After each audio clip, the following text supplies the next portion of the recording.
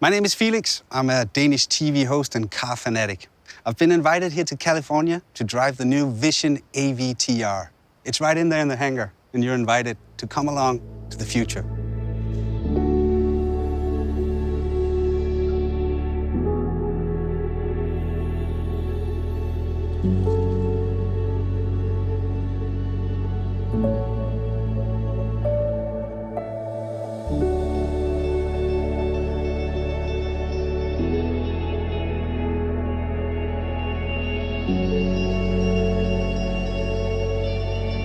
This must be the control unit.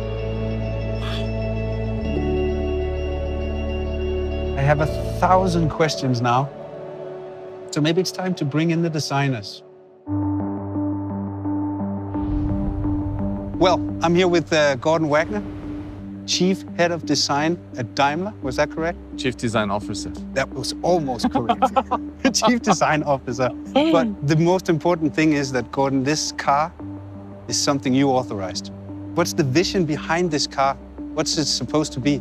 We wanted to create a vehicle that is not alien to its environment, that's almost a part of the ecosystem of the environment. And we actually didn't want to create a vehicle. It should be almost something like a living organism. Mm-hmm. I think you succeeded in that because it doesn't really feel like a car anymore, except it has 4 wheels. Actually, it can crab sideways. Really? Yeah.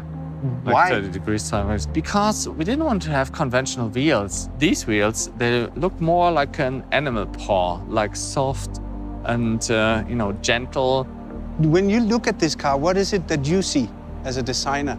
First of all, I think it looks very futuristic thanks to that super futuristic proportion. We wanted to create something that is very efficient looking, something that is almost like bio-design in harmony with nature. So it goes very gentle through the wind. From the materials, there's a lot of recycled materials. We have the dynamic car, which is fully recycled. We have this Karun wood, which is fast-growing rattan, very sustainable. We have all these fabrics, this ocean waste plastic. Mm-hmm. So from the material side, yeah, this is completely sustainable. And of course, our vision is the 100% sustainable car, and that car should embody this. Should we sit inside? Yeah, let's do that. You want to go on the other side? Yeah, sure. So actually the first moment is that wake-up moment when you enter the car and the car wakes up. So you see all these light strips, they come alive, and then you start that merge moment, and we connect with this merge device here. And of course, you can steer the car forward, backward, left and right, and then when you want to crab sideways, you tilt that. So there's a sensor in there as well? Yeah, and actually if you see it, it goes up and down like the car is breathing, and then it boots up and you see the screen. And now we are actually flying through the world of Pandora. And this is so cool about this project, as we are stepping even out of the car industry and go into a different industry or merge it with a different industry. In this case, entertainment, one of the biggest entertainment companies. And for me, I see Mercedes not really as a car brand. I see it as a leading luxury brand. In fact, we want to make it the most loved luxury brand. And projects like that with corporations from other fields bring us so much more inspiration that we can elevate what we do to a different level. Can we drive? Let's go and drive. Let's take it out for a spin. And you haven't driven it before. It's No. your first time as well. Whoa. So let's move it slightly forward, okay? We are rolling. Yeah, but steering wheels are so last year.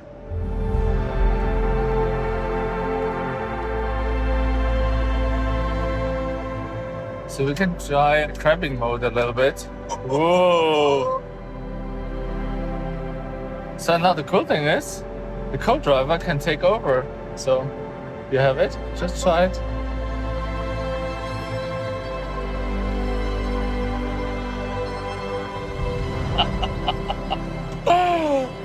Oh, this is so cool.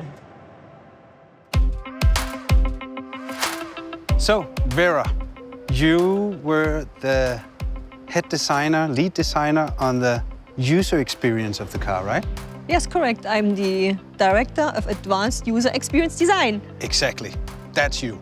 So when I saw it the first time I saw it, and I went over to it, and I had this feeling that it was trying to communicate with me, with the flaps and the lights and all. So that was your department. Correct. So everything what you see and hear, we did. So when I get into my 2020 Mercedes, there's a lot of linguatronic. You can talk with the car. Yes. This one, you don't talk with it. No, here we don't talk with it. Yes, it's imagine once you talk with a car, it's more issue and command. We want to reduce this idea and say, hey, this element is more like a skin of ourselves, like a digital membrane of ourselves, which influence us and can provide us an amplify experience to our outside world.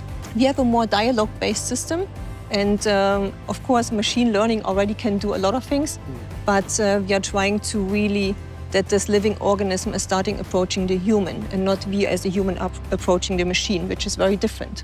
Should we go inside? Yes, let's do it. You want to sit in the... Which way? I don't care. Both is fine. We can steer the car from both sides. True. I'll take the other one. Cool. You go in there.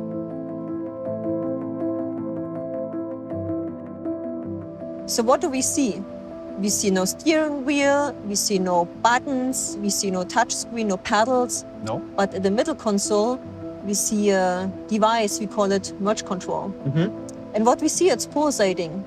And once you want to connect with the machine, we put down our hand. What happens in my seat? And you feel the vibration in the seat of the exciters. You feel the heartbeat. It's my heartbeat now. And now we are connected to the system. So normally you as a human, you approach the car. So you steer the steering wheel, you touch a screen, you issue a command. But we did it very differently in the Vision Avtr. In the Vision Avtr, you lift your hand and icons are projected onto your skin. I'm not touching the display anymore or pushing a button. No. But what I do is I raise my hand. You can do the same thing on your side. And then I move left and right. And you see that icons are projected onto my skin, onto my palm. So all your senses are triggered, not only the visual one, but also the haptic one and the acoustic one. And then let's go to Pandora. Yeah. Shall I close it? Yeah. Then we select the Benji maybe. And you see how this gets pinkish. And now you look through the eyes of this Benji, you feel the heartbeat, and you see what the Benji would see. In this sense, this experience that the car is really starting approaching you with the interface is very new and unique, and it hasn't been done before. Yeah, and then, at the same time, make it look as luxury as this is. This is the future of luxury. I think you see how the extra, the interior design and the UX design here come together as a one whole art piece almost. When you as a department think of stuff like this, then of course everything you think of isn't possible. So you have to have a meeting with somebody in a technical department that actually tells you whether this is possible or not. Our engineers are very creative people, very knowledgeable, and only as a collaborative team, designers and the engineers, we can come up with these really functional prototypes. And it's very important. It's functional. It's not faked. It's really working. I don't quite understand all of it, but you did a good job. That's great. Well, ladies and gentlemen, I'm here with Alex Dang. He's a designer at Mercedes-Benz, and he's actually the one who drew the lines for the Vision Avtr. Hi, Alex. Hi. So can you start by telling us how does a vision like this begins? It was an internal competition where everyone can show their vision, how they see the car could look like. And right from the beginning, we were all sitting together and watching the movie, basically in the cinema. And while watching the movie, I did some scribbles and was thinking about how can I implement some shapes from the movie into the car. And then you actually won the competition? Yes, it was a long process. Internally, it's a competition, but in the end, it's like a team effort because you get some ideas and the other one gets some ideas and the designs keep getting better. So how long time did it take from you put the first line on a drawing until the design was ready? It was like 2 years, I would say. Was it difficult for you? Sometimes it comes natural and then sometimes it's a struggle. But you have to deal with it and trust the process in a way. Because in the end, there will be something cool coming out. If you feel too comfortable, then you're too much in your comfort zone, I would say. And creativity is, I think, about getting out of the comfort zone, which doesn't always feel nice, but then you can create something new, something stunning. Push the limits. Push to the limits, exactly. So you came up with the idea for the wheels?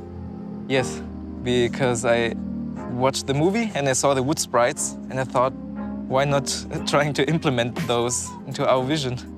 What was the biggest challenge for you on the design of this car? I think the biggest challenge for me was to combine the best of both worlds, like this science fiction avatar world, into our reality and still make it recognizable as a Mercedes-Benz. Let's move to the back. Yeah. Because of these flaps that makes the car come alive. What's the story with these? We have 33 flaps, and the main functions are aerodynamics, communication, and also the expression. Because the aerodynamics, the main idea to change a lot of surfaces, to change the aerodynamics in a way that you want to have it or you need it. And the second is the communication aspect. You're sitting in the car, driving it. You can show, the first time, you can show your intentions to the outside, whether you're accelerating, you're braking, or you turn. Yeah. So everything will be manifested to the outside through the omnidirectional flaps. And the third is, because it's an artificial intelligence, it's like a living object, it also has emotions that can be expressed to the outside through the motion design. What do you think it drives like? I think it would drive like something that you've never been experiencing before.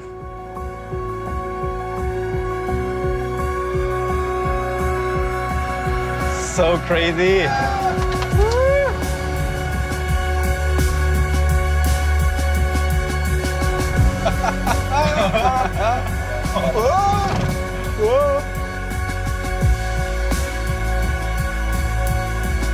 I can imagine waking up in my bed now like, oh, what's just a dream.